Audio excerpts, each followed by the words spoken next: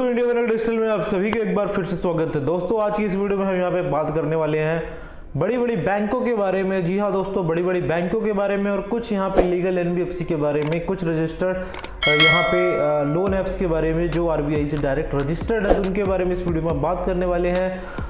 अगर वो आपसे हार्ड रिकवरी करते हैं या फिर आपके घर में रिकवरी एजेंट भेजते हैं और वो बदतमीजी करता है, तो ऐसे केसेस में आपका क्या राइट्स है, आप कहां कंप्लेन कर सकते हो, आप क्या कर सकते हो, उन सब के बारे में जानेंगे इस वीडियो में। इसलिए इस वीडियो को पूरा एंड तक देखिएगा। अगर आप हमारे चैनल में दोस्तों नए हैं तो हमारे चैनल को पहले सब्सक्राइब कर लीजिए, साथ ही साथ उसके जो बगल में बेल आइकन का बटन है उसे भी प्रेस कर लीजिए, ताकि कोई भी वीडियो में डालूँ उसका नोटिफिकेशन आपके पास सबसे पहले यहाँ पे। दोस्तों, जैसे कि आप सभी लोगों को पता है कि जो सिचुएशन है वो कुछ ज़्यादा कॉम्प्लिकेटेड हो गई थी। लॉकडाउन के टाइम पे लोगों की इनकम पूरी तरीके से बंद हो गई थी, ज़ीरो हो गई थी। ये नहीं कि कम भी हो गई थी, ऐसा नहीं था, पूरी ज़ीरो इनकम हो गई थी। लेकिन उस टाइम पे भी ना तो किसी की एक ईएमआई जो है माफ़ हुई, ना ही किसी का रेंट माफ़ हुआ। ऐसे केसेस में जिसने अपना रेंट में बिजनेस किया था उसका लॉस हुआ।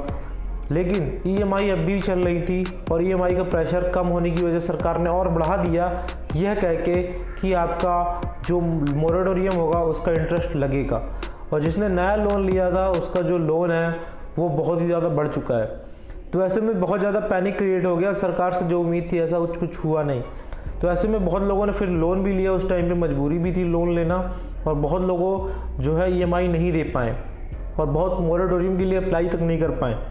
जिससे प्रॉब्लम क्या हो गई कि उनका जो लोन मोरेटोरियम के लिए अप्लाई नहीं करे, उनकी पेनल्टी भी लगाई गई, ओवरड्यूज अमाउंट भी लगाया गया, और यहाँ पे रिकवरी के लिए जो है रिकवरी एजेंट भी उनको परेशान करने लगे। तो अब यहाँ पे सवाल उठता है कि ऐसे केसेस में वो इंसान क्या कर सकता है, उसके पास क्या ऐसा राइट्स है जिससे कि जितनी उससे मुकदमा हुई है उसको जवाब मिले आखिर ऐसा क्यों करा गया है, और अगर वो कंप्लेन करना चाहे तो वो कंप्लेन आखिर कहाँ कर सकता है। तो दोस्तों, बताना चाहूँगा सबसे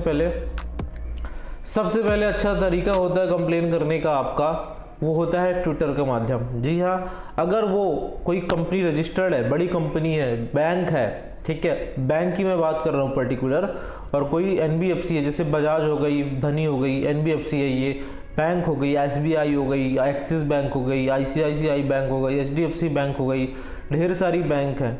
जितनी भी बैंक्स लोन देती हैं, जितनी भी एनबीएफसी लोन देती हैं, उन सब का आज ना कहीं उनका ट्विटर में से बहुत सारी एनबीएफसी में आपको बता दूं, पर्सनल मेरा एक्सपीरियंस है, इनका जो रिस्पांस टाइम होता है वो बहुत फास्ट होता है, और आपके साथ अगर कुछ गलत हुआ तो वो तुरंत रिप्लाई करते हैं, मतलब कि और रिस्पांस मिलता है। बजाज पे जो मैंने वीडियोस बनाया था तो उसमें जितने भी लोगों ने जो तरीका अपनाया था उन सभी को उस वीडियो से बहुत ज़्यादा मदद मिली है, और मेरे को मेल भी करते हैं कि सर मेरा जो इशू है वो क्लियर हो चुका है, और मेरा जो रिफ़ंड है जो मेरे मतलब काटा गया था बजाज के नाम पे, ईसीएस के नाम पे, वो मेरा पूरा रिफ़ंड जो है वो वापस आ गया है। तो मैं शुक्रगुजार हूँ। तो मैं आप सभी से कहना चाहूँगा, अगर आप सभी को एक अच्छा माध्यम पता हो कि कैसे कंप्लेन करनी है, तो आपकी कंप्लेन जो है बहुत ही जल्दी सॉल्व हो सकती है, आपका इशू बहुत जल्दी सॉल्व हो सकता है। और उसके लिए आपको पुलिस भी कहीं भी जाने, ऐसी जगह जाने की ज़रूरत नहीं जहाँ टाइम लगे। मैं आपको ऐसे सोल्यूशन देता हूँ जिसमें आपको टाइम जो है ज़्यादा से ज़्यादा बच सके।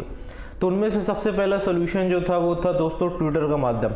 चाहे आपके घर में नोटिस भेज रहे हों, दोस्तों नोटिस से अक्सर लोग डर जाते हैं, जो लीगल नोटिस होता है अक्सर उससे डर जाते हैं। अब उससे डरना नहीं चाहिए आपको, बल्कि उसको आपको फेस करना चाहिए, उसका सामना करना चाहिए। आपको बैंक जाके बात करनी चाहिए, क्यों आया नोटिस, वजह क्या थी नोटिस आने की। और दूसरी चीज़ है दोस्तों, जैसे कि मैंने आपको बताया है कि सबसे अच्छा माध्यम है, अगर आपको कोई फाइनेंस कंपनी परेशान कर रही है या फिर कोई बैंक परेशान कर रही है, तो सबसे अच्छा माध्यम इनका कंप्लेन करने का वो ट्विटर में कंप्लेन ज़्यादा सुनी जाती हैं, और उनके जो लोग होते हैं वो ज़्यादा एक्टिव होते हैं, और मैटर जो होता है वो सेंसिटिव होता है। दूसरी कंप्लेन है, अगर आपका ट्विटर में नहीं सुना जा रहा है फिर भी आप कंप्लेन करना चाहते हो, तो अगर वो कंपनी रजिस्टर्ड है तो डायरेक्ट आप कंज्यूमर फोरम में कर सकते हो, वो भी ऑनलाइन कंप्लेन। आपको कहीं कोर्ट जाने की ज़रूरत नहीं, कंज्यूमर फोरम कोर्ट जाने की ज़रूरत नहीं है। आप डायरेक्ट जो है जा सकते हो कंज्यूमर फोरम ऑनलाइन पोर्टल में, वहाँ पे आपको बैंक से रिलेटेड डायरेक्ट ऑप्शन मिल जाता है। बस उसमें आपको लोन अमाउंट नंबर डालना होता है, लोन अकाउंट नंबर डालना होता है, loan amount, loan account, loan की डिटेल डालनी पड़ती है, फिर सीधे वो फॉरवर्ड कर देते हैं, और विद इन मतलब 24 आवर टू 48 आवर उसके अंदर आपके पास एक रिस्पॉन्स आ जाता है। और काफ़ी हेल्प इससे भी लोगों को मिली है, ये भी मैंने देखा है। जो कंपनी रजिस्टर्ड है तो उनकी कंप्लेन उनको ज़्यादा फास्ट मतलब उनका इशू रिजॉल्व हुआ है। अब बात कर लेते हैं दोस्तों कि कंज्यूमर फोरम में भी हम गए, वहाँ पे भी अगर हमें सोल्यूशन नहीं मिला तो दोस्तों बहुत ही आसान है कि अगर कंज्यूमर फोरम में भी सोल्यूशन नहीं मिलता तब आपको जाना है आरबीआई के पास। आरबीआई में जो एक कंप्लेंट का पोर्टल होता है तो उसमें आप बैंकिंग के लिए अलग कंप्लेंट का ऑप्शन रहता है और एक एनबीएफसी के लिए अलग कंप्लेंट का ऑप्शन रहता है। तो इन दोनों ही जगह पे आप जाके कंप्लेंट कर सकते हो। लेकिन इसके पहले आरबीआई कहता है कि आप उस मतलब बैंक या एनबीएफसी पे पहले आप खुद से एक बार मेल करो, अपनी कंप्लेंट बताओ, अपना इशू बताओ, और अगर वो रिस्पॉन्स नहीं करते तब आप हमें आओ और हमारे जो पोर्टल है उस पर उनकी कंप्लेंट करो। तो उसमें आपको स्क्रीनशॉट भी लगेगा कि आपने जो है उस बैंक को, उस एनबीएफसी को पहले इसकी सूचना दी है कि आपके साथ गलत हुआ है। अगर उसमें भी आपका वो इशू रिजॉल्व नहीं करते हैं तो उस केस में जो है आरबीआई बोलता है कि आप हमारे पोर्टल में आओ, फिर कंप्लेन करो। और दोस्तों मैं बता दूं, आज के टाइम पे जो बैंक्स हैं वो बैंक्स को कंप्लेंट लेनी पड़ती है।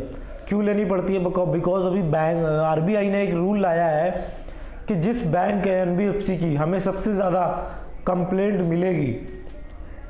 मिलेगी और वो कंप्लेंट अगर सॉल्व नहीं कर पाते हैं तो उस केस में हम क्या करने वाले हैं, उन पे कुछ पेनल्टी लगाने वाले हैं। जी हाँ दोस्तों, आपने बिल्कुल सही सुना है, उनमें कुछ पेनल्टी लगाने वाले हैं। अगर कोई बैंक ऐसा पकड़ा जाता है कि वो अपने कस्टमर की कंप्लेंट को रिजॉल्व ही नहीं करता है, उस केस में हम यहाँ पे उन पे पेनल्टी लगाएंगे, ठीक है, और कुछ सैंक्शन भी लगाएंगे। तो अब देखते हैं, वो एक्चुअल में अभी पूरी तरीके से वो क्लैरिफाई नहीं करा है कि कैसे लगाएंगे, बट ये चीज़ हुई है।